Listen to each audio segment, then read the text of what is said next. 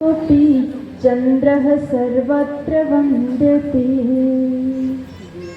मंचासीन हमारे कुंभी समाज के सभी पदाधिकारीगण, क्षेत्रों से उपस्थित सभी प्रतिनिधिगण, शक्ति स्वरूपा माताओं बहनों, देवतुल्य भाइयों, सभी को मेरा प्रणाम नमन वंदन। मेरा विषय है परिवार विघटन। भाइयों बहनों, यदि हम परिवार विघटन की बात करते हैं तो हमें सबसे पहले इसके मूल में जा करके देखना होगा कि आखिर ये समस्या कहाँ से उत्पन्न हो रही है।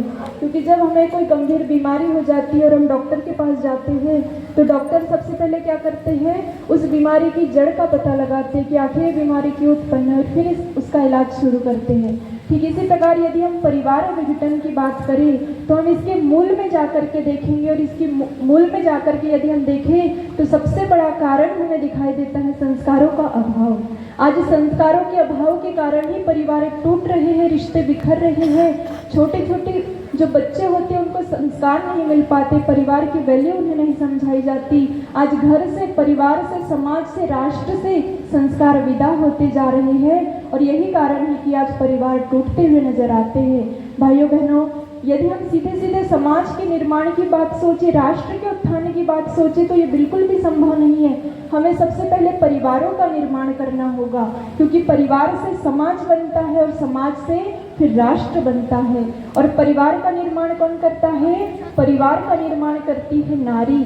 और हमारे देश में प्राचीन काल से ही माताओं बहनों ने इतने अच्छे अच्छे संस्कार बच्चों को दिए कि वे बच्चे केवल हमारे घर, परिवार, समाज का नाम रोशन नहीं करते, वे बच्चे केवल हमारे राष्ट्र का नाम रोशन नहीं करते, बल्कि विदेशों में जाकर अपनी संस्कृति का परचम लहरा कर आते हैं। ये हमारे देश के संस्कार हुआ करते थे।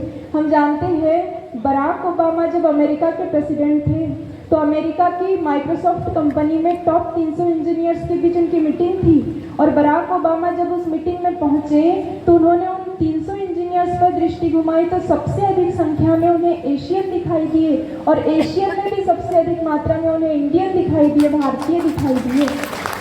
तो बराक ओबामा ने जब उन सभी को देखा तो बड़े चिंतित हो गए, परेशान हो गए और दूसरे ही दिन बराक ओबामा ने राष्ट्र के नाम संदेश जारी करे, वरना वो दिन दूर नहीं जो अमेरिका आज टॉप पर है तो कहीं नीचे ना आ जाए।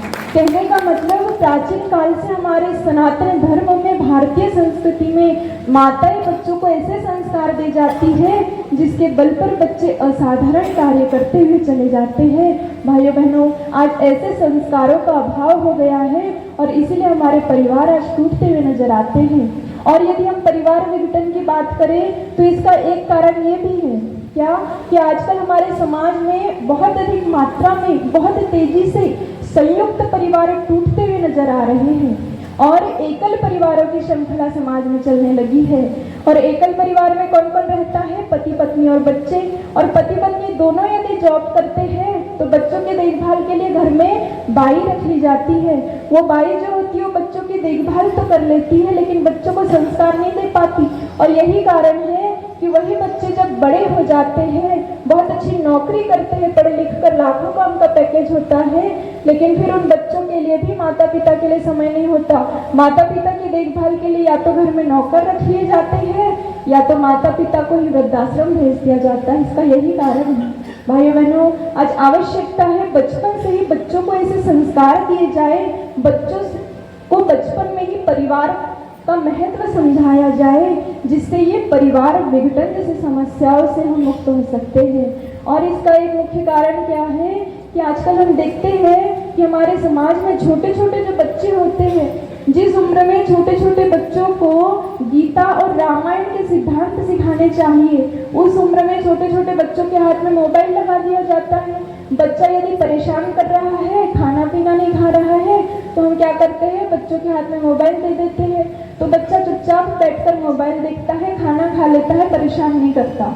उस समय तत्काल की समस्या का तो समाधान हो जाता है लेकिन उन बच्चों का भविष्य अंधकार में चला जाता है। इसलिए भाइयों बहनों, आज आवश्यकता है छोटे छोटे बच्चों को रामायण के सिद्धांत सिखाए जाए, क्योंकि रामायण जो है वो परिवार निर्माण का सबसे सुंदर स्वरूप है। रामायण हमें सिखाती है कि पिता और पुत्र के संबंध कैसे होने चाहिए। रामायण हमें सिखाती है कि माता और बेटे का रिश्ता कैसा होना चाहिए। रामायण हमें सिखाती है पति और पत्नी का रिश्ता कैसा होना चाहिए, भाई भाई का रिश्ता कैसा होना चाहिए। इसलिए भाइयों बहनों, यदि हम परिवार निर्माण की बात करते हैं तो हमें आवश्यकता है बच्चों को हम रामायण के सिद्धांत सिखाएं। आजकल हम देखते हैं हमारे समाज में यदि दो भाई हैं तो दो भाई एक छत के नीचे रहना पसंद नहीं करते। भाई भाई के बीच इतनी दूरियां आ जाती है, दीवार खड़ी हो जाती है। क्यों? क्योंकि आज हम हमारे आदर्शों को भूलते जा रहे हैं, रामायण के सिद्धांतों को भूलते जा रहे हैं। भगवान राम ने कितने ऊंचे आदर्श हमारे सामने प्रस्तुत किए। कहा जाता है राज तिलक की गेंद बनाकर खेलने लगे खिलाड़ी, इधर राम उधर भरत दोनों ने ठोकर मारी। भगवान राम हमें शिक्षा देते हैं कि भाई भाई का जो प्रेम होता है वो धन संपत्ति से भी ऊंचा होता है।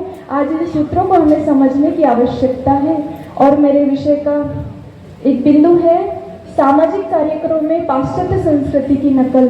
भाइयों बहनों, हमारी ये जो भारतीय संस्कृति है ना, ये बड़ी महान है, बड़ी अद्वितीय, बड़ी विलक्षण है। हम सभी के जो आदर्श हुआ करते हैं स्वामी विवेकानंद जी, जब स्वामी विवेकानंद जी पूरे विश्व में घूमे, पूरे विश्व में भ्रमण किया और वापस अपने देश में आते हैं तो स्वामी विवेकानंद जी समस्त भारतवासियों से कहते हैं, क्या बताते हैं? बोले मैं सभी भारतवासियों को बताना चाहता हूँ कि हमारी ये जो भारतीय संस्कृति है ना, ये दुनिया के किसी कोने में नहीं मिलेगी। आप अमेरिका से मेड इन अमेरिका घड़ी खरीद सकते हो, आप चाइना से मेड इन चाइना कार खरीद सकते हो, लेकिन हमारी ये जो भारतीय संस्कृति है ना, हमारी ये जो देव संस्कृति है ना, ये दुनिया के किसी कोने में नहीं मिलेगी। ये ओनली मेड इन इंडिया है, सिर्फ इंडिया में मिलेगी।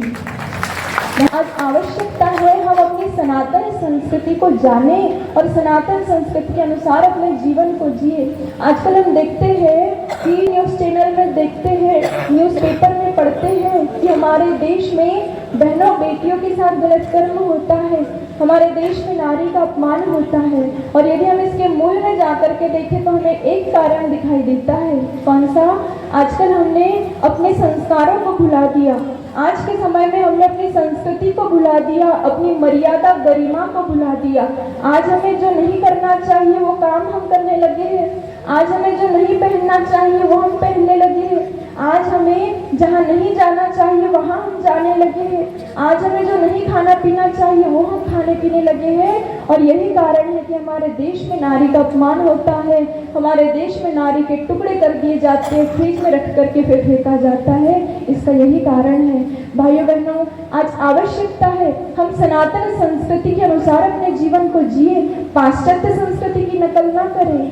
आए दिन यदि हम हमारे हिंदू धर्म के तीर्थ स्थानों पर जाकर के देखते हैं तो विदेशी लोग जो साधारण सी वेशभूषा में दिखाई देते हैं, धोती कुर्ता पहनकर आते हैं, साड़ी पहनकर आते हैं, मस्तिष्क पर तिलक लगाते हैं, गले में माला पहनते हैं और हमारी संस्कृति को अपनाते हुए नजर आते हैं, हमारी संस्कृति को अपनाने में गर्व अनुभव करते हैं। और हम यदि उनकी संस्कृति का अनुसरण करें तो ये हमारे समाज के लिए बिल्कुल भी सही नहीं है। इसलिए आज आवश्यकता है हम सनातन संस्कृति के अनुसार अपने जीवन को जिए। आजकल हम देखते हैं कि रिश्ते बड़ी तेजी से टूट रहे हैं, चाहे वो पति पत्नी का रिश्ता हो, चाहे वो पिता पुत्र का रिश्ता हो, चाहे वो भाई भाई का रिश्ता हो, क्योंकि रिश्तों में जो विश्वास होता था वो आज के समय में समाप्त होते जा रहा है। और पति पत्नी के रिश्ते में सबसे बड़ा होता है विश्वास, वो आज टूटता हुआ नजर आ रहा है।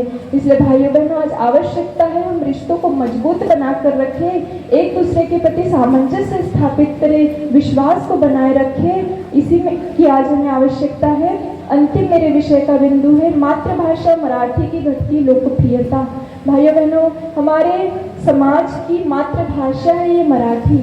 इसे बोलने में हमें बिल्कुल भी झिझक महसूस नहीं होनी चाहिए, बिल्कुल भी हेजिटेशन नहीं होना चाहिए। हमारे जो मार्गदर्शक है यहाँ मंच पर उपस्थित है आदरणीय गायकवाड़ जी, हम आपको बताना चाहते हैं कि हम इनसे कहीं भी मिल ले, चाहे हरिद्वार में मिल ले या किसी भी आयोजन में मिल ले, मंच पर मिल ले, ये अपने उद्बोधन में अपने शब्दों में मराठी भाषा का उपयोग करते हैं और हमें प्रेरणा देते हैं कि मराठी भाषा से हमें कितना प्रेम होना चाहिए।